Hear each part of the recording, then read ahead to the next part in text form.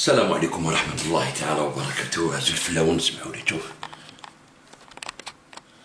اوكي رافع معكم، جيسبر راكم ملاح، انا الحمد لله.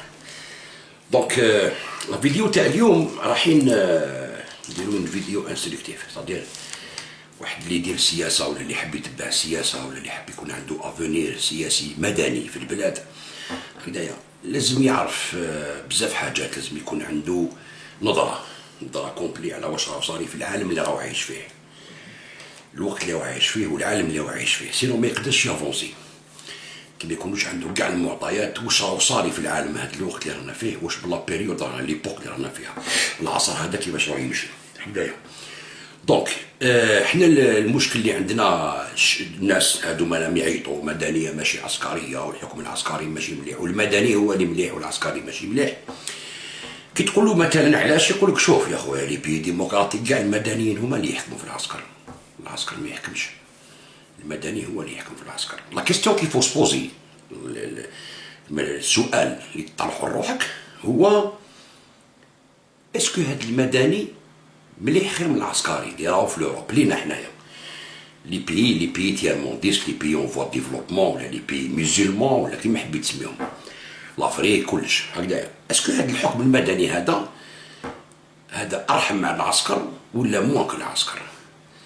هذه هي القضيه. احنا واش يهمنا؟ تقول لي مثلا في الجزائر ما يحبوش حكم عسكري، نقول لك العالم راه حكم في حكم عسكري بلباس مدني، لان هاد المدنيين هادوما هما اللي يديروا كل الحروب بالجيوش تاعهم، اللي حابين يديروا ان غوفرنمون مونديال، يديروا كما يقول لك دوله عالميه تمشي كاع على يدهم، لي ملتي ناسيونال، لي اسمو لي كونستركسيون تاع لارممون، لي زوزين تاع لارممون تاع الدواء، لي ميديا حاكمين كلش، سيتادير هادو المدنيين هما اللي بناو هاد السيستم، هذا السيستم تاع ما كاش لا سوفرانتي لي بيي، ما كاش، سيتادير لازم كاع لي بيي يرضخوا لنا ويمشيو كامل تحت السياسه تاعنا.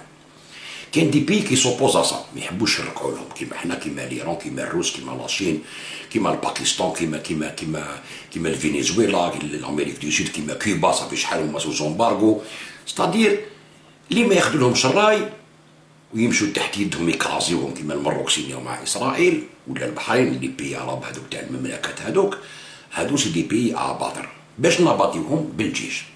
ستادير حنا اللي نقولوا ما يحكمش فينا الجيش تاع الجزائر، نقول لك اوكي با بروبليم، بصح تقبل يحكم فيك الجيش العالمي، لوطون، امريكان، هادي وي، باسكو انت الناس تجي تقول لك وي الامريكان خرجوا العسكر في لي زيليكسيون هادوما تاع بايدن باسكو باش يحاميو على لا كونستيتيسيون امريكان.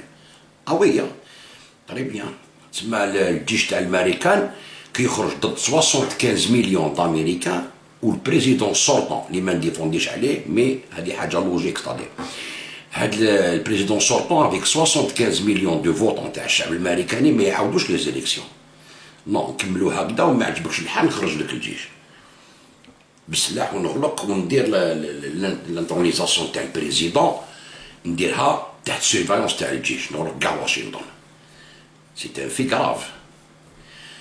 تقول لي يحموا لا كونستيتيسيون، نقول لك اوكي، هما عندهم 75 مليون قالوا لا، اسكو هما لي زاميريكان يزون ريسبكتي لي بوبل في بلادهم اللي فوطاو على ان بريزيدون باغ اكزومبل، ومن بعد هما يجوا يقلبوه باسكو ما يخرجش عليهم؟ هما صرات، نعطيكم دي زيكزومبل تاع هاد الوقت، الفنزويلا مثلا، شوفوا الفنزويلا مثلا، دوك تشوفوا نوري لكم كاع لي بيي اوروبيان امريكان كامل، هادو اللي تقولوا نتوما السيفيل يحكم في الميليتير هكذايا، يقول لك لا فرونس ريكوني خوان غوايدو كوم بريزيدون دو فنزويلا كي نا با ايتي ايلو هكذايا. ما حبش تعرف مادورو كي ربح لي زيليكسيون، كاع مشاو ما عندك الحق، مادورو مزور ما ربحش لي زيليكسيون، في الامريكان ما قالوش هكذا عنده الحق ترامب، بايدن ما ربحش لي زيليكسيون، نو هو اللي ربح، ما نعاودوش، ما نقبلوا اوكين بلانت هكذايا تاع البلان تاع لافرود، ونجوزوه درع بالجيش، عجبكم الحال ولا ما عجبكمش؟ في بلاد واحده اخرى كي بريزيدون يطلع هكذا بالفوت تاع الشعب ديالو، تجي لوبوزيسيون اللي تخدم لي زانتيري تاع الامريكان، يمشوا مع هذيك لوبوزيسيون، يقول لازم يعاود لي زيليكسيون، ولا ما استعرفوش بالبريزيدون ايلو، استعرفوا بالبريزيدون نو ايلو، هو غوايدو هكذايا شو نوري لكم باش تكون عندكم نظرة برك. انتبهوا مليح شوفوا كيفاش تعرفوا به. يقول لك 11 pays européens dont la France ont reconnu ce lundi 4 février Juan Guaido comme chef d'État du Venezuela. شوف اعترفوا به chef d'État contre Nicolás Maduro, réélu à la tête du pays en mai dernier. 11 pays de l'Union européenne ont reconnu lundi le président de l'Assemblée vénézuélienne. Il s'agit de la France, du Royaume-Uni, de l'Espagne, de l'Allemagne, de l'Autriche, du Danemark, de la Suède, du Portugal, des Pays-Bas, de la République tchèque et de la Pologne. L'Italie et l'Irlande ont cependant refusé de suivre leur exemple. L'Irlande, non. Tu vois. Le socialiste Nicolás Maduro, réélu à la tête du Venezuela en mai dernier, a rejeté l'ultimatum que lui avaient fixé plusieurs pays de l'Union européenne et a écarté l'hypothèse d'un nouveau scrutin présidentiel. Juan Guaido, chef de file de l'opposition, s'est proclamé chef d'État par intérim le 23 janvier. chef d'État, chef d'État, parce que ما حبش يعاود les élections. كيما في الامريكان ما حبوش يعاودوا les élections. كيفاش؟ C'est le même problème. Le gouvernement de Caracas a rejeté avec énergie la décision des pays européens de reconnaître Guaido et a annoncé qu'il allait revoir ses relations bilatérales avec l'État. Sur Twitter, le président français Emmanuel Macron a annoncé que la France le reconnaissait comme président en charge pour mettre en œuvre un processus électoral. Les Vénézuéliens ont le droit de s'exprimer librement et démocratiquement, a-t-il écrit. La France reconnaît Juan Guaido comme président en charge pour mettre en œuvre un processus électoral. Nous soutenons le groupe de contact créé par l'Union européenne dans cette période de transition. كيفاش؟ يعني واش يديروا لهم بعد لومبارغو على الفنزويلا. هكذايا. Le Kremlin a annoncé, alors le ministre maltais des Affaires étrangères, Carmelo Abela, a déclaré à Bruxelles que l'Union européenne n'envisageait pas un embargo pétrolier contre le Venezuela, mais étudiait de nouvelles sanctions, notamment un gel des fonds et une interdiction de voyage visant des personnalités du régime. Le Kremlin a dénoncé l'initiative des pays européens comme une ingérence étrangère dans les affaires intérieures du Venezuela. ندير لك امبارغو، داروا لك امبارغو على البترول، حتى ليران داو له 5 بوابر تاع البترول تاع ليسونس داو له من ليران، سوز امبارغو ليران فينيزويلا قطعوا كاع لا ميديتيراني، طلعوا عندي 3 درموس قطعوا كاع لا ميديتيراني، دي 3 اسمه كاب جيبرالتار وحطوا لفينيزويلا درع لحقوا لهم البترول وبلوكاو له كاع دراهم، جلاو كاع دراهم تاع الفينيزويلا تاع الشعب الفينيزويلي وحبوا يقلبوه ويديروا له كوديطا وداروا له كوم كوا هو سي ان ترافيكون دو دروغ. شوف Moscou et Pékin soutiennent Maduro. Donc, nous sommes dans le cas qui mettent les Américains. Les Américains, 75 millions. Alors, ils votent, non. Tu vois, la crise présidentielle au Venezuela est une crise politique autour de la légitimité de la présidence du pays depuis le 10 janvier 2019. Il oppose Nicolás Maduro, président élu en 2013 et réélu en 2018 lors d'élections contestées et auxquelles l'opposition traditionnelle n'a pas participé. Si l'opposition n'a pas participé chez les élections, تحب دي هدرة بالمعاونة تاع هاد البلدان اللي يحكموا فيهم السيفيل يحكم في العسكر. سيتادير هادو هما لي سيفيل اللي ديسيديو، سينون ندير لك لومبارغو بالجيش ونغلق عليك كلش باسكو جو سوي اون بويسونس. غادي نوتيليزي الجيش باش نكازي البلدان. شفتو كيفاش داروها في ليبيا؟ كيف جابوا دي زارمي صدموا على ليبيا، نحاو بريزيدون قتلوه قدام كاع الغاشي. شوفوا ليبيا كيفاش راهي. كيفاش داروا في سوريا؟ كيف قلبوا البلاد، بعثوا السلاح، دخلوا الارهابيين، سلحوهم، لومبارغو، لي سونكسيون حتى ريبوا سوريا. وبشار مازال ما طاحش، بصح ريبوا كاع البلاد. راهي اونكار. كيفاش داروا العراق؟ كيف صدموا عليها بالجيش، هادو لي سيفيل ديسيداو باش يطيحوا العراق اللي ما دار لهم والو. في 2003 ما كان دار والو العراق، حصلوا فيه تاع القاعده وحصلوا فيه تاع لي زام شيميك الوغ سيتي فو. واش داروا هاد السيفيل هادوما؟ لقطوا لي مارشنال تاعهم الجيش وبعثوهم للعراق، بعثوهم باش يقتلوا الشعب العراقي ويحطموا بلاده لحد اليوم، وجاو منك وما جايين حتى ليبيا. دونك تقول لي نتايا السيفيل مليح، نقول لك انا السيفيل ماشي مليح. هذا السيفيل يخدم على لوليغارشي مونديال، ديال الناس المرفين في العالم كاع اللي يمشيوها لي بونك لي كروند ميلتي ناسيونال، يحطوا لك بريزيدون هكذايا وما يحكموا فيه. واش نقولوا لك دير؟ روح جيب لنا البترول، روح جيب لنا الاخر، ابعث الجيش هنا، ابعث الجيش هنايا، ندوا لهاد البلاد، نكسروا هاد البلاد، نحكموا لي بنك، نحكموا ليكونومي، ونكونتروليو العالم. ويجي الجيريان يقول لك شوف لي بي اوروبيان يا خويا امريكان يحكم فيهم واحد مدني. بصح انت الجزائري المدني هذا يخرج عليك اللي راك تشوف فيها هكذايا. نيكولا ساركوزي خرج عليك يطبق لك ليبيا. مليح. واش داروا الامريكان كيهدموا العراق ولا كيهدموا سوريا مع فرنسا ومع اسرائيل ومع لي بي دي غولف. مليح مليح هاد الشيء هذا. هاد السيفيل تسمى بورتوا مليح، تسمى لي بون هاد السيفيل. والجيش الجزائري ينحرق البريزيدون ودا كاع هادوك لي سيفيل اللي كانوا يحكموا يحيى وحداد وهادو كاع سيفيل، هادو ما فيهم حتى ميليتير، هادو كاع سيفيل. هكذايا حنا في وقتنا في 88 ما شفناش لبسات كيما هذا، داوهم للحبس كاع ومن بعد دورتو على العسكر. حنا ندوها تنحاو نتوما شكون؟ زعما تعرفوا المدنيه وشنو هي. هادو العسكر تاعهم سي دي ميرسونير ديالهم.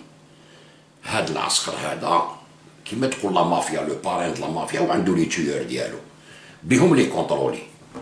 لو سيفيل il est plus dangereux que le militaire. لا بروف كاع لي كار داروهم لي سيفيل. يبعثوا الميليتير بيان سور، مي كاع هما يفورميو لو ميليتير هذا باش يروح يهدم البلدان. دونك هاد لو سيفيل سي ان اساسان بير كو لو ميليتير، باسكو الميليتير هذاك العسكري هذاك يبعثوا هاد السيفيل. هو داير كونطرا، يجي جان يقول لك انا ما عنديش خدمه كدا ندخل لارمي خو، ندخل من الارمي تسيني كونطرا. ما تقوليش انايا ما نروحش ولا باسكو الايديولوجي تاعي ما تمشيش معاك ولا يجوزوك لاكور مارسيال. تي فوا ستادير العسكر تاعهم هادوما لي ملتي ناسيونال لي مكوموندين لو موند ولي بانك وكاع هاد الناس هادوما، هاد لي زارمي هادوما حاكمين فيهم باش يبعثوهم يقتلوا العباد، وعندهم لا بومب اتوميك اللي يعبز على بوطونه يقتل لك 2 مليون في 30 ثانيه. فهمت؟ ويقول لك انا سيفيل نحكم في الميليتير. حنا ايطا سيفيل؟ نو ماشي ايطا سيفيل، انت ايطا كريمينال ماشي ايطا سيفيل. هاد ليكزومبل اللي حبيتو تاخدوه عليهم اللي تقول لي انا السيفيل يحكم في الميليتير، غدوه كي تكسر الجيش تاعك ويولي يمشي تحت ان سيفيل اللي ما يعرف والو في السياسه هكذايا، وماشي فور ايكونوميكمون وما عندوش دراهم ثقيل باش يقابل هاد الناس، يعفسوا عليك. واش بيك؟ واش تولي دير توي تعيط للجيش سلكوني ومن بعد صار تروطار سي فيني. دونك كي تقول السيفيل خير من الميليتير راك غلط من بزاف، باسكو ما كاش سيفيل يحكم، كاع ميليتير كامل عندهم دوكترين ميليتير. القوه بالقوه تمشي، كاع العالم يجي بالقوه. سي كوم سا كسا مارش، تحب ولا تكره. دوك نبرهنا لكم في هاد لا فيديو، وريت لكم تاع الفنزويلا، عطيت لكم غير هكذاك برك. شوف شيلي en 1971 هكذا سلفاتور اليندي دار لو كو ديتا باش داروا بينوشي ديكتاتور كحل هكذايا. سي لي زيتازوني، باسكو علاش اليندي سوسياليست وحب يناسيوناليزي كاع لي ريشاس تاع بلادو، هما كانوا مانفيستين تما ما حبوش الامريكان. يقول لك le renversement de Salvador Allende par Augusto Pinochet a marqué la fin abrupte du rêve d'une révolution socialiste démocratique au Chili. Le professeur de géographie d'origine chilienne Juan Luis Klein décrit le projet politique d'Allende et raconte les circonstances entourant le coup d'État de 73. Le 4 septembre 70, Salvador Allende remporte les élections présidentielles chiliennes avec 36% des voix, en dirigeant l'unité populaire, une coalition de gauche. Ce politicien d'expérience avait déjà tenté sa chance aux élections de 52, 58 et 64. Lorsqu'il prend le pouvoir, Allende veut transformer le Chili en nationalisant ses ressources naturelles. Son programme socialiste démocratique prévoit de ramener l'égalité entre les grands propriétaires et les paysans. Ou les paysans, mais le gars égal. Grâce à la modernisation des campagnes. Il compte aussi industrialiser le pays avec l'aide de l'État.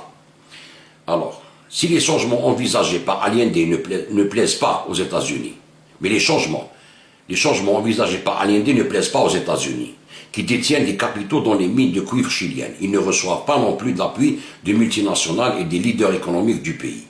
La bourgeoisie nationale a mis ses efforts pour bloquer le processus. Les grands propriétaires terriens ont tout fait pour fomenter le coup d'État. Tu vois? C'est-à-dire les Américains, هاد الجيش اللي كنت تقولوا حامي على لا كونستيتيسيون امريكان، بصح في البلدان الاخرين ما يحاميش على لي كونستيتيسيون، يقلب البلدان. وانتم تشفقوا عليه. نو، يفوت تكون عندك مبادئ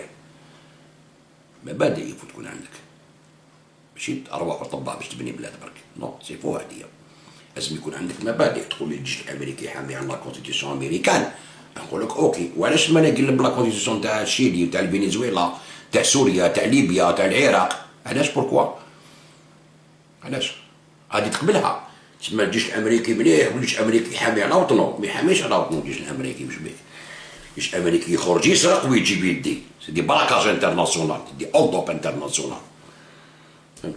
يخدم على هاد المرفين هادوما اللي حاكمين لو موند، لي ملتي ناسيونال سيفيل مدنيين كيما تقولوا نتوما. شوف نوريلك.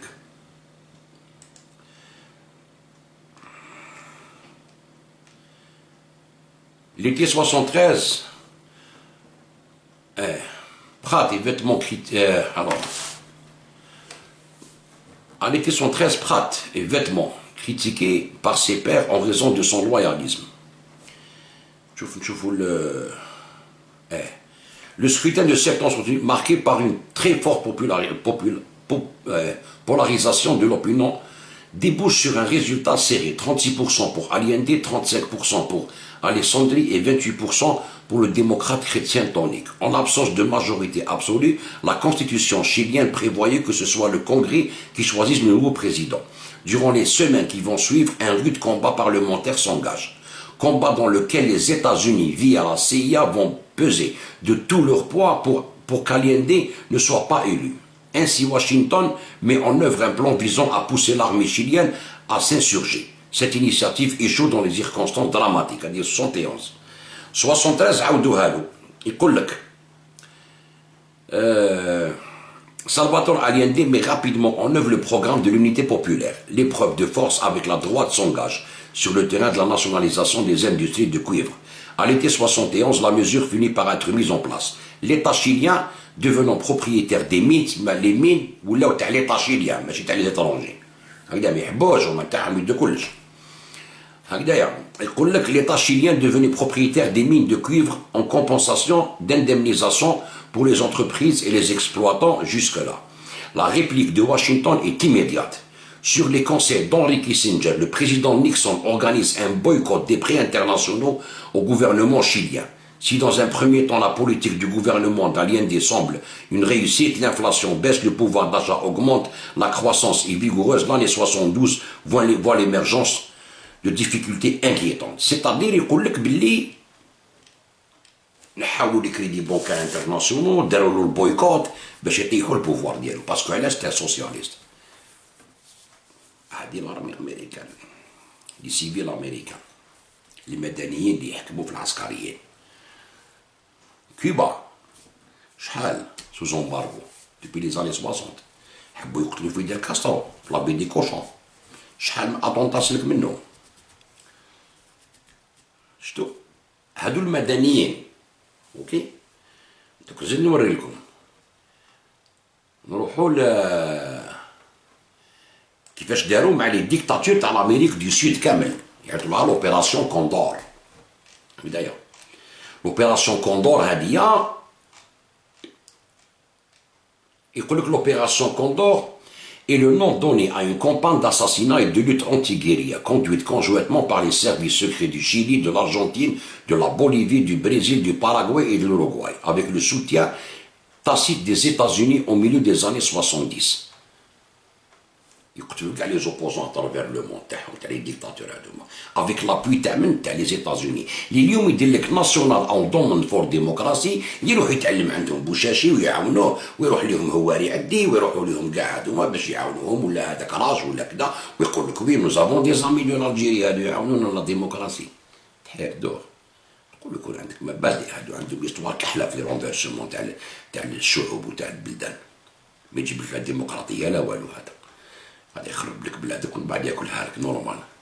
وانت تقعد تشوف وتعيط مدنيه ماشي عسكريه، الشعب هو اللي قرر وتحرر دولة ما وزيد تعطيه يوريها هكذا في التليفون دولة مدنيه ويغني مسكين تحير دبلومات يا دبلومات دوخ دولة مدنيه ماشي عسكريه. واش تعرف المدني نتايا واش تعرف العسكري؟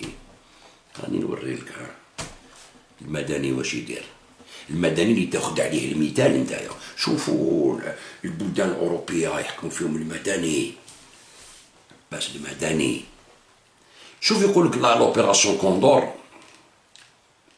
لي زيتازوني كيفاش داخلين فيها. La journaliste britannique Christopher Hitch soutient que les États-Unis ont été complices de l'opération Condor, tout comme le journaliste uruguayen Eduardo Galeano, qui estime qu'ils ont soutenu cette forme de terrorisme d'État. Pour la journaliste Marie-Monique Robin, Henry Kissinger savait et n'a rien fait dans le cadre d'une politique internationale anticommuniste. Henry Kissinger, secrétaire d'État du gouvernement Nixon, a été impliqué dans les relations diplomatiques avec les gouvernements de l'époque. Le New York Times publie le 6 mars 2001 un cap de la Central Intelligence Agency, CIA, daté de 1978, envoyé par l'ambassadeur américain au Paraguay, Robert White, qui suggère que la communication des chefs de service d'espionnage d'Amérique latine qui se trouvaient collaborer sur Condor, transité par un centre de communication américain. Selon la National Security Archive, la communication publiée par le New York Times suggérait un rôle des États-Unis dans l'opération Condor. Pour les historiens Peter Combe et J. Patrice McShirda essaient d'établir depuis longtemps l'implication américaine. Le document soulève des questions sur la connaissance et le rôle des États-Unis dans Condor et offre un nouvel indice d'une collaboration secrète des États-Unis à Condor. Le chef de la DINA, Manuel Contreras, a reçu de l'argent et au moins une occasion de la part de la CIA, laquelle indique que ce versement était une erreur. D'autre part, dans un cas, au moins des fonctionnaires américains en poste en Argentine, notamment l'agent du FBI Robert Scherer, ont aidé les services argentins à interroger des opposants au Paraguay. Aidés par la police paraguayenne, ils ont transmis ensuite les informations recueillies lors de l'interrogation au service chilien. État terroriste. لا فرنسا مع البابور نتاع واسمو كيش يعيطوا لهم هذوك الرامبو واريور تاع جرين بيس في الباسيفيك هيك. الرامبو واريور راح دار البابور تاعو في الباسيفيك باش يحبس لهم ليسي نيوكليير. ما ديروش ليسي نيوكليير. قبل ما يدخل في البحر كان قاري في البور لي سيرفيس فرونسي راحوا قتلوا داروا بومبا داخل البابور مات فيها جورناليست تخلطت عليهم لافير تاع الرامبو واريور معروفه. هادو سي لي سيفيل اللي حاكمين لي ميليتار المدنيين هادو. شتو دونك كي تجي تقول لي نتايا انا عندي ليكزومبل بلي المدنيين ملاح نقول لك نو راك غلط خويا العزيز. المدني يحكم في العسكري لي بلو دونجو باسكو دراهم وي سون بويسون عندهم العطا فهمت لي ملتي ناسيونال الدنيا دي زيكزومبل باش تفهموا راني جايكم تبعوا مليح. نوري لكم l'Iran en 1953 qui طلع مصدق هكذايا. La CIA a admis le coup d'état contre le premier ministre iranien en 1953.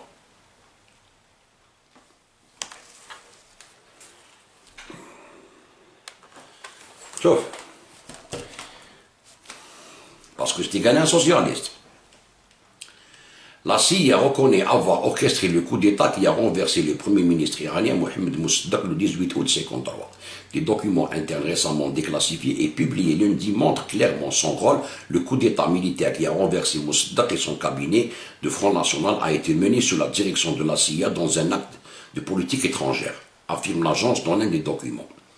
Mais l'agence justifie son action par les contingences de la guerre froide et la peur à l'époque que les soviétiques l'envahissent et ne prennent le pouvoir à Téhéran. Le Shah Mohammad Reza Pahlavi fut installé au pouvoir et devint un proche allié de Washington jusqu'à son renversement lors de la révolution islamique. وهذا الكو ديتا اللي داروه لا سي مع من داروه مع العلماء تاع الشيعة. اون بارتي منهم الكراجيشيات باسكو علاش؟ ذاك الوقت الاسلاميين زعما كونتر الكومونيزم والسوسياليزم. تسمى مشاو هما اللي خرجوا الغاشي في الزنقة. شوف يعني الاسلاميين يكونوا شيعة ولا سنة كاين توجور فيهم لي الخباثة بارتو كاين الخابث. حبوا قلبوا مصدق اون 53 حتى جا خميني نحى شاديران وداروا شاديران هو الجندارم ديالهم تماتيك. Le premier ministre iranien Mohamed Mossadegh avait nationalisé en 1951 l'anglo-iranien Oil Company, l'ancêtre de BP, provoquant la colère de Londres, pour qui le pétrole iranien était jugé vital pour le redressement de l'économie britannique après la Seconde Guerre mondiale. Qui nationalise le pétrole qui maintenant احنا في 71 اون ناسيوناليزي لو بترول. هو كي جا مصدق قال لهم البترول تاع الشعب الايراني، تاع لي زونغلي والامريكان قلبوه. وكاين لي زيكزومبل معهم راه فيتنام، لا غير دو كوري. هادو شكون اللي يحكم فيهم، مدنيين ولا عسكريين؟ إيه مدنيين يحكموا فيهم. دونك ما تجيش تحكي لي تقول لي المدني تاع الالمان كذا، الالمان يستعرفوا بواحد بريزيدون لا سويد زعما ايطا ديمقراطيك وليطا دو لابي وكذا، يدخل روحو ويروح يحكم في. شوفوا ناس تهدر برك طرش برك، الارمي امريكان تحمي على لا كونستيتيسيون امريكان. الارمي امريكان ما تدخلش روحها في السياسه، هي اللي دير السياسه تاع المدنيين، هما اللي يحكموا فيهم. مدنيين تدير مارش نرتاحهم هذوك، والقياده تاعهم القياده مع هاد المدنيين. ويحطوا زعما مينيس لا ديفونس زعما مدني ولا هكذايا، بصح هي ما عنده حتى هضره كاع، ما عنده حتى هضره. فهمتوا القضيه وين راهي؟ دونك الانسان كي يهضر سياسه ولا يحب يدير سياسه ولا يحب هو يبارتيسيبي في لو شونجمون في البلاد، مليح سي بيان، يا با دو بروبليم. كي يكون عندك شعب كاع بوليتيزي وكاع يدير السياسه وكاع يهضر وكاع كدا، سي بيان. بصح يكون عندك او موان مينيموم تاع معلومات باش تقول انا نديسيدي من الزنقه باللي نحي هذا ونحط هذا. انت ما عندك حتى عينيك كاع راهم مغمضين، عينيك راهم مغمضين، ما على بالكش وين راك رايح. يطبعوا فيك على راسك، خرج الزنقه وطيح النظام وبدل النظام ولاد الحرام وكذا، وتخدم في البروجي ديالهم. هما كاع راهم يسناو شغل لي فوتور باش الحراك هذا يعاود يخرج من داره جديد وندخلوا في دوامه، وكاع شغل لي فوتور هكذا. يجبكم بعد يكسروا كاع البلاد، ما تزيدش ترفد راسك، ما يستعمركش بصح يدير لك ديرها في بلادك تقعد ان سياكل انتوما تقاتلوا وما على بالكم واش صار داير بكم في العالم. ولذلك الحرب هذيك هو المدني هذاك اللي راك تدافع عليه انت، تقول المدني خير اللي تصيبي خير من الميليتار. نو، كاين اللي يقول لك رانا في 2021، انت ما راكش في 2021 خويا العزيز. نو نو نو، الجيريان ما راهوش في 2021، الجيريان راهو في لون 57 تاع الانديبوندونس. الجيري كانت مستعمره 1830 تروح للور، استعمار مور استعمار، انفازيون مور انفازيون، لي زومبير تبناو وتكسروا تبناو وتكسروا حتى ل 62 باش درنا ان ايطا مودرن، طلعنا ان ايطا مودرن، ستادير اون ناسيون مودرن. لا ناسيون هادي في عمرها ملي استقلينا شحال 57 ولا 60 ولا ملي استقلينا، ستادير حنا مازلنا في لون 60، ما راكش 2021. انت حبيت صوتي 2021 خلاص ما لحق 2021 تخدم سلاح نتايا تطلع للقمر تو تسويت او 60 مي سي بو تي بو با، راك تكذب على روحك توهم روحك ويوهموك الناس. يفوت تمشي على حساب مقدارك نتايا، راك عندك 60 سنه استقلال امشي على 60 سنه استقلال، ما تروح تجري مور واحد اللي عنده 4 سياك ملي اكزيستي. فهمت؟ تغلط روحك. وي راك في 2021 tu utilises la technologie تاع 2021، tu utilises ce qui se passe en 2021، بصح انت بلادك ما راهيش en 2021، بلادك عندها 60 سنه كوم ايطا مودرن. كنا مستعمرين عافسين علينا. 62 كي خرجوا فرنسا خلاو 90% ديال الليتريزم ما يقراوش.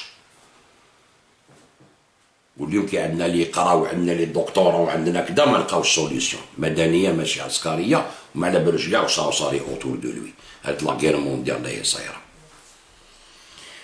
سيوا شوف نوري لكم واحد العفسه حطكم بركو بارفان باش يعني تعرفوا واش راهو داير بكم.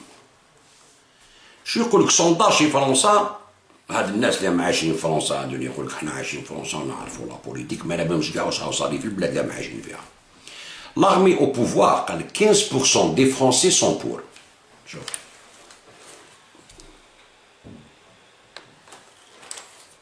15% تاع لي فرونسي سون داكور بوك لارمي تحكم، 15% سي كيك شوز.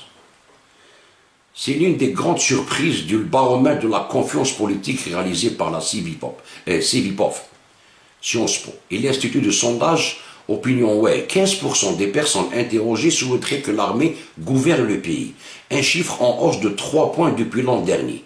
84% des Français considèrent néanmoins qu'il s'agit là d'une mauvaise idée. Dans le détail, les jeunes sont les plus favorables au pouvoir militaire. Les jeunes, كالكم les favorables au pouvoir militaire. شوفوا اللي حكوا الشعوب تاعهم كيما انت تقول لي رانا من عسكر وليطا ميليتار وكذا عملنا وهذاك ليطا سيفيل هو اللي مليح. شوف فرنسا، شوف لاسويد، شوف الالمان، شوف كذا. هادو كاع مارسونار عندهم لي مارسونار يخدموا عليهم لي زارمي ديالهم. الشعب ولا يقول لك حنا لازم لارمي. هادو خداعين. شوف نوري لكم une pétition. نوري لكم une pétition.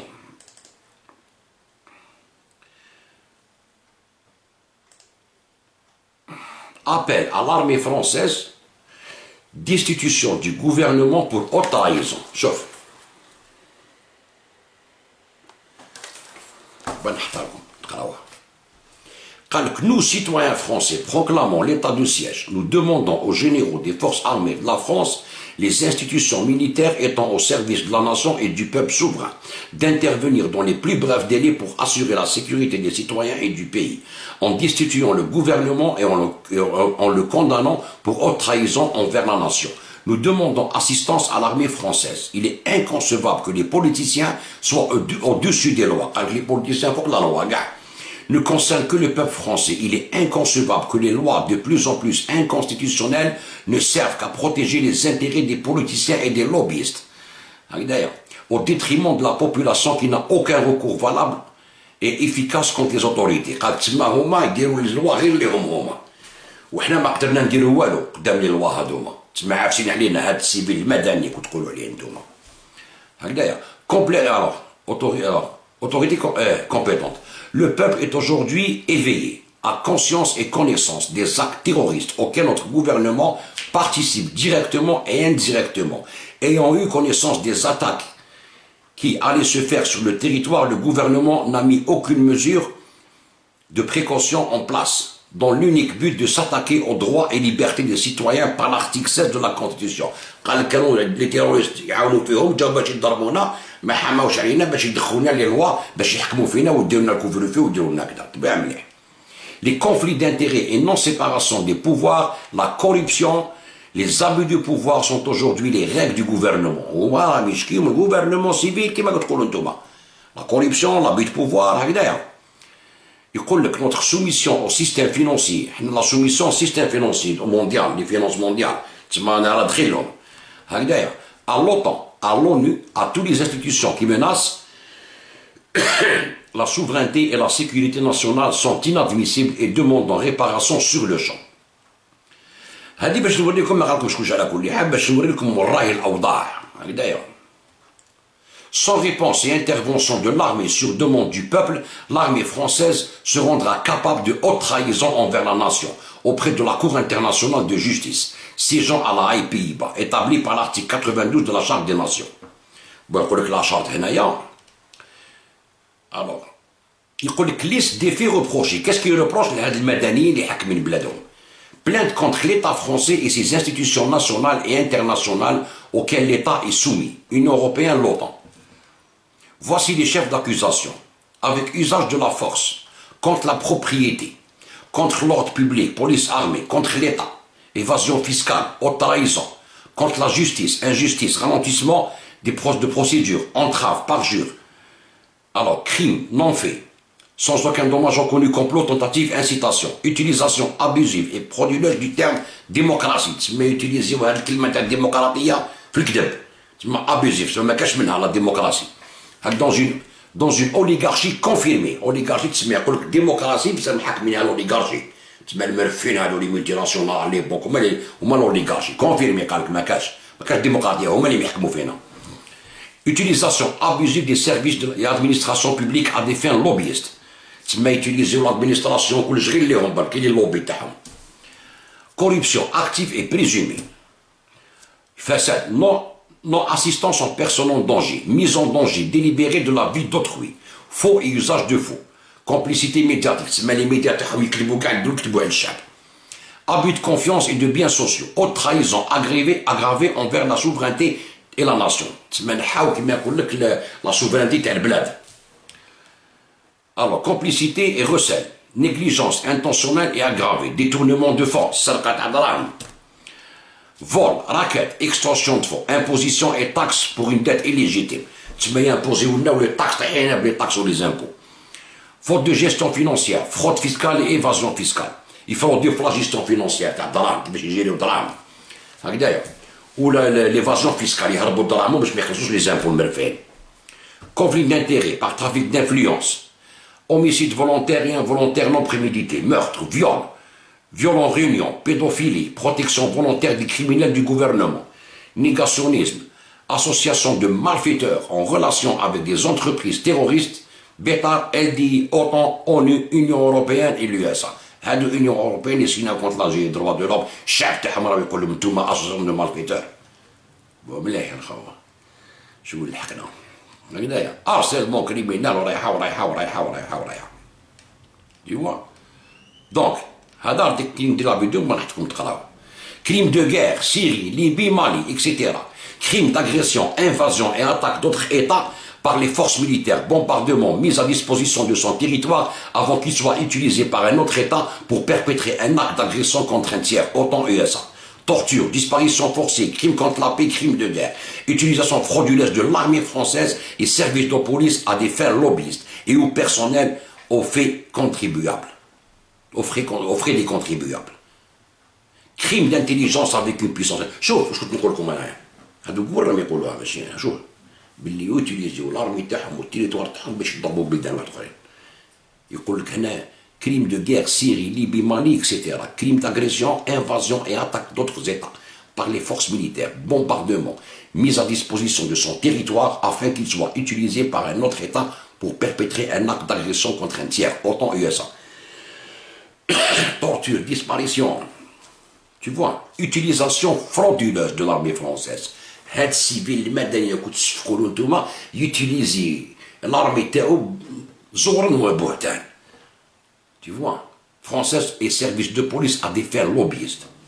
Crime d'intelligence avec une puissance étrangère, que l'article 411.5 du Code pénal, le fait d'entretenir des intelligences avec une puissance étrangère, avec une entreprise ou organisation étrangère ou sous contrôle étranger, ou avec leurs agents lorsqu'il est de nature à porter atteinte aux intérêts fondamentaux de la nation est puni de 10 ans d'emprisonnement et 100 000 francs d'amende. Le crime prévu par l'article 803 du Code pénal, complicité de haute trahison, alors je le cas pénal, constitué lorsque sont établies des intelligences avec des agents d'une puissance étrangère de nature indépendamment de tout résultat positif à nuire à la situation militaire ou diplomatique de la France et à ses intérêts économiques essentiels. Tu vois, c'est des Français, mais les Français, les Anglais, les gachos, américains, partout. Alors tu trouves américains 75 millions. C'est-à-dire, donc, حنا في الجزائر ولا ليبي لازم نعاونوا هاد الشعوب باش يقلبوا البوفوار ديالهم كيما داروه هما عندنا. لازم حنا نعاونوهم بلي ميديا نونكوراجيوهم نسينيو معاهم لي بيتيسيون هادي كاع تورغانيزا باسكو الشعوب راهم يغلو هما راهم يغلو على السيفي تاعهم اللي نتوما راكم تنحسولو وتجي تقول لي نتا نحاس تاع الرونجاس نتا نحاس نتاع الصبابط نتاع الاستعمار فهمت. انا هو الجيش ديالي كي نحسلو صباطو هو يحمي عليا في لي فرونتيير يا با بروبليم هو يروح يموت بصدرو الاول عليا يحسلو صباطو ماشي بروبليم بصح انت لمنك تنحس لهذاك اللي جاي يقتلك واللي يكسر لك ليكونومي ديالك واللي يستعمرك من قبل واللي كرازاك واليوم تروح تصفق له وتقول له انت هو اللي نحبك انت اللي حتجيب لي الحريه هو نحالك الحريه لمده قرون لحدينا اليوم لو كان ماشي الجيش واقف كان وكلاك وتجي تقول يا الحاس نتوما الحاسين نتوما الحاسين الكبار نتوما الخونه اللي كنت تعيطوا هكذا في الزنقه مدنيه ماشي عسكريه والجيش قتال والجيش كذا والجيش كذا وتبعوا في المعركه وتبعوا في اسرائيل فهمتوا. ما احنا ولاد الوطن حنا كاش الهضره ما قريب عندي 100 كيلومتر هنا خو كاش الهضره كاع عندنا مشاكل يا با بروبليم نفريهم في عمرنا 60 سنه ماشي في عمرنا 2 سيكل. شايف انت حسب راك في 2021 كاين اللي فرنسي ما يعرفش يقرا يجدك ما يعرف حتى لغه لا عربيه فصحى يتقنها ولا فرنسي ولا انجلي ويجي يهضر معاك ويقول لك الجيش الامريكي عنده روح تلعب على روحك. من القضيه هذاك الجيش خوتنا ولادنا راهم في الجيش. انت راك تلحس للجيش الامريكي والفرنسي والناطو كيما صفقتلهم في ليبيا، كيما صفقتلهم في سوريا، كيما صفقتلهم في العراق، كيما صفقتلهم كاع باسم حريه الشعوب والاحرار، وما يتقعدوا بكم يا عايشين عندهم تاكلوا وتشربوا سيتويانتي كاع، تاكلوا وتشربوا وتسبوا في بلادكم. احنا واقفين مع بلادنا ماغيا ما بعد. نعطيكم لا ميور تاع لافان. شوفوا شتو هذاك السيكل تاع اوتبور هذاك اللي قلت لكم، هادو سيت اون ايكول تاع لي كتب عليهم بالسعاده، هضرت عليهم انايا وشنو هو اوتبور، كيفاش يديروا دي ريفوليسيون كولوري في البلدان باش يقلبوا لي غوفرنمون. هذيك راهي دارت عليهم اليوم، ولاو هذيك الدبزه يوتيليزيوها الشعوب ديالهم، الشعوب تاعهم ولاو يوتيليزيوها. شوف يقول لك مود ديزوبيسون سيفيل يونيفرسال.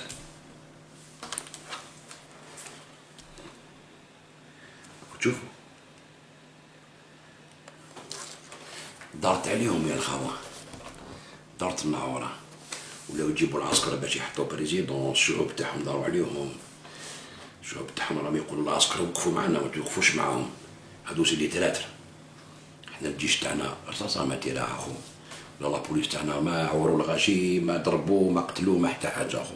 هاد العراق نورمال، الجيش مشى مع الشعب قالوا ما كاع اون بريزون تربحوا. يقول لك voici venu le temps de la résistance universelle. تسمى كان اون ريزيستونس، ثورة عالمية تاع الشعوب ضد الحكام. هادو هما الشعوب اللي كنت ما تقولوا هادو الشعوب عايشين في امان وعايشين في خير، وما يقول لكم لا لا ماناش عايشين في امان وفي خير يا ناس، انا عارف ولادنا خير منكم، وانتم لاصقينهم في الزاكا. شو كيفاش عايشين؟ شو هما مساكن راهم يسكتوا، شو اللي يجي لي جون شحال عندهم برا. شو واش يقول لك le monde 2021 ne peut pas revenir comme par magie et au mépris du temps à l'état dans lequel il se retrouvait en 92. Cette régression envisagée par l'État profond contrôlant directement ou indirectement plus de 160 pays. De la planète vise à préserver un ancien statu quo intenable basé sur le mensonge, la propagande la plus crasse. يقول لك باللي هذه الدولة العميقة العالمية حكمة 160 بلاد. L'échec total des médias mainstream, de l'appareil de propagande universelle et sa décrédibilisation auprès des opinions publiques laisse place à ceux qui se croient les vrais maîtres du jeu pour utiliser leurs outils de contrôle de masse que les géants des technologies du net, les agissements criminels de compagnies écrans comme Facebook, Twitter, WhatsApp, Instagram, Snapchat et d'autres, tous issus de l'état profond. Pour le cas de Instagram ou de l'état profond, mais ils contrôlent la planète, sont désormais dévoilés au plus grand nombre. Ces compagnies écrans disposent d'un pouvoir exorbitant dépassant de loin celui des États-nations. Ils ont un pouvoir tant les États-nations. Et confirment la disparition définitive de toute forme de concept lié à celui de la souveraineté. C'est le concept de la souveraineté nationale. راكو تشوفوا من الالمان يسب البلاد، من فرنسا يسب البلاد، نابورت كي يسب البلاد، تما يا با سوفرانتي، ما كاش فهمت كل طير الغا بالغا، كاكوفوني هكذا. الوغ يقول لك les élites tirant les ficelles du système financier mondial n'ont plus d'imagination. Ils manquent cruellement d'esprit d'innovation. Sinon, elles n'auraient jamais ramené un cacique corrompu comme un Joe Biden pour le mettre dans le rôle purement symbolique, le président des États-Unis. Ce poste est devenu un véritable simulacre pour amuser la populace dans le sens de la pensée d'un brillant auteur de science-fiction. Quand جابوا لنا poupée حطوها Joe Biden. شوف يقول لك les magiciens d'Oz ont ainsi réduit l'ensemble des dirigeants jetables, des dirigeants jetables du monde dit libre, العالم الحر زعما le monde dit libre, c'est-à-dire enslavé à des rôles de pantins, exécutant des directives à orientation unique avec objectif apparent, l'aliénation de l'espace humain et le transhumanisme. Mais au final, c'est la pire mise en esclavage de l'espèce depuis le commencement des premiers groupes humains. Quand تسمع بيردونا كاع esclaves. يحطوا دي بريزيدون هما يحكموا فيهم. هاد ليطا بروفون مونديال هذا يدخلوا نتوما الحكم المدني. Le premier réflexe d'un individu normalement constitué est de refuser l'esclavage. لازم الاستعباد ما تستعرفش به. يقول لك مثلا الاستعباد في الجزائر، حنا اللي نحوسوا نحو الاستعباد العالمي. انت ليك مستعبد في الانجليز وفي فرنسا. انت ليك مستعبد لك تخدم وليت عبيد تاعهم وتكسر في بلادك من ليترونجي باش ترد الشعب تاعك اسكلاف. الجيش هو اللي يحكم بور لانستون. فهمت؟ تزغد يفلقك. انا شوي كاتيغوريك. حبيت دير سياسه وكذا تفضل مرحبا بك، حبيت تقلب البلاد يعوجك الجيش. هكذايا يقول لك قال مش كلش على كل حال. La révolte est un réflexe de survie sain. Face à cette régression, la révolution est un sentier sain. Nous ne sommes plus des guerriers exaltés aux plantes hallucinogènes, mais nous savons encore créer un mouvement d'inertie entravant lancer du rouleau compresseur. Alors, qui nous accuse de conspirationnistes? Tu es entré dans le monde des obéissants. Alors, le temps est venu d'entrer en mode de désobéissance. حان الوقت باش نثوروا. هكذايا. Désobéissance civile intelligente et de savoir dire non avec constance. C'est l'ère du refus. Cela ne dissuadera pas le système et ses sous-systèmes de continuer la répression en frappant là où ça fait mal. Mais cela leur montrera qu'il reste encore des gens éveillés et rétifs à leur propagande. Il viendra le jour où viendront ceux qui prendront les armes, qui prendront les armes pour nous libérer de ces forces du mal et du désordre sur la planète Terre, qui nous accusent de conspirationnistes et qu'ils associent ce terme au terrorisme. Les pires comploteurs, c'est ceux qui nient tout complot et se cachent derrière une fausse réalité imposée par les masses médias et la propagande. Ils ne nous auront pas, nous vaincrons. La révolution mondiale est un sacrifice inévitable. Nous sommes plus de simples observateurs. Nous sommes plus de simples observateurs. Et d'ailleurs, nous ne pouvons plus nous offrir ce luxe d'observer votre mise en esclavage par des tarés corrompus et déshumanisés. Nous sommes la résistance. Vive la résistance. Je vous. هذه راهي ثورة عالمية. وحنا الجزائر رانا شدينا في كاع هاد الهول هذا. ورانا شدينا. علاش؟ باسكو كاين ناس حكماء في الجزائر يحكموا. تقول لي موفي جيستيون نقول لك وي، بصح اللي حاكم ليطا بروفون ناس حكماء. راك تشوفها بعينك. لو موند كاع تلون خو، اللي ما تلونش سينيا مع رضخ كيما المروك والامارات خو خلاص فيني. مام السيسي تاع مصر ما كاش كيفاش يواسي. هاو اردوغان راه يبكي مع اسرائيل سينيو معايا لوروب شو نعاود معاكم العلاقه ما كاش. حنا قعدنا سان رانا سان. عندنا بروبليم داخلي رانا مجيينو بالعقل. لازم الشعب يكون واعي. دوك لازم نطبعوا الشعوب تاعهم باش يطيحوهم. ماشي نستنى فرنسا تطلب مني السماح على الاستعمار، نقلب لك بلادك بالشعب اللي عندك للداخل. كيما انت درتها في ليبيا وفي سوريا وحبيت ديرها لنا عندنا كومينوتي اوروبيان تطلع يقول لك كوندان الجيري، تجي كوندان الجيري انت الشعب تاعك راهم كوندانيك راهم يقول لك باللي لازم الارمي يحكم. ايه سياسه واعره يا الخوه. عم بالك روح ودير سياسه برك. تعرف شنو ضاير بيك، شنو صاري في العالم، وشنو انت بارابور العالم. كمالش عندنا جيش قوي، كربانه صافي لونطون ملي راحت. من 90 نهضوا هذوك الشواده هذوك اللي يحبوا يديروا لنا الخلافه في البلاد. فهمت؟ الشواده هذوك الرجال واقفين. فهمتوا؟ دوك عندنا ارمي معسين كاع التيريتوار ديالنا. تدخل ياكلوك الحديد، ما تموت، ما تخرجش حي، سير اوفيسيال. الدنيا راهي كاع مكونطروليه. ابار كاش قروده هادو اللي مازالهم يعيطوا هادو واش هضروا على الانترنت ريفوليسيون انترنت. ياكلوا يشربوا في فرنسا ويجي يقول لك فرنسا عدوه والدوله تمشي مع فرنسا، هو ياكل عندهم ويدي لي سوسيال تاعهم ويدي كلش ويسب في فرنسا. ما على بالوش صاري تما في فرنسا. ويجي يدبر عليك انت جزائري يقول لك ها واش دير ببلادك. نو نو نو، بالك وليجان، بالك وبالك وبالك، ردوا بالكم. جو بريفير 20 سنه ديكتاتور ولا 20 سنه غير سيفيل. هادي سي سامبل، سي سامبل. 20 سنه ديكتاتور كلير فوايون تبني بلاد مع الشعب ديالها، ولا 20 سنه غير سيفيل. روح قول للسوري دوك، سوري ولا ليبي، روح قول له، قول له واش كان يقعد قدافي تشدو بيه اونكور 20 طون حتى تنحيوه بالعقل وبالخدمه وكذا، ولا كيما راكو دركا يقول لك غير قعد. قول بشار الاسد، قول لهم بشار الاسد واش تقول. شوف نعطيكم واحد العفسه. شوف شيعه عراقيين اللي كانوا كونت صدام حسين، شيوخا نقول لك معممين وماشي معممين،